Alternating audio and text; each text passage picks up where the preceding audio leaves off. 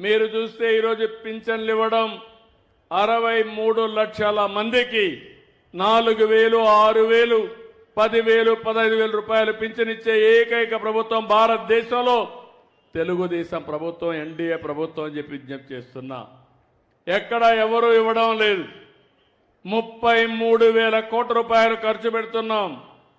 2,800 కోట్ల రూపాయలు నెలకు మొదటి తారీఖున పేదల సేవలో మీ ఇంటికొచ్చి మీకు హ్యాండ్ ఓవర్ చేసే పరిస్థితికి వచ్చాం.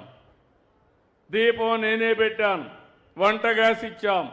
ఇప్పుడు దీపం 2 కింద 3 సిలిండర్లు మా ఆడబిడ్డలకు ఇస్తున్నానని చెప్పి కూడా నేను మీకు తెలియజేస్తున్నా. అది కూడా కొన్ని ఇబ్బందులు ఉంటాయంటే ఆలోచిస్తున్నాను, ఇంకా ఏమైనా ఇంప్రూవ్ చేయగలుగుతామా. అవసరమైతే 4 నెలలకు ఒకసారి ఎవరైతే సిలిండర్లు తీసుకుంటారో మీ అకౌంట్కే డబ్బులు వేస్తే మీరు ఎప్పుడు కావాలంటే అప్పుడు తీసుకునే వెసులుబాటు మా ఆడబిడ్డలకు ఇస్తామని చెప్పి కూడా విజ్ఞప్తి చేస్తున్నా.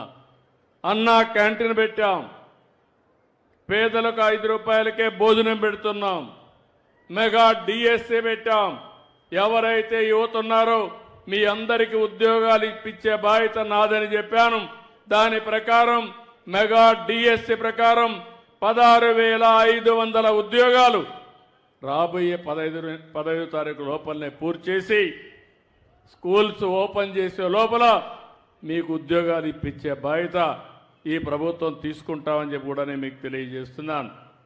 ఇది కాకుండా ఇంకో పక్క అన్నదాతకి 20,000 రూపాయలు ఇస్తా అన్న కష్టాలున్నాయి, ఇబ్బందులున్నాయి.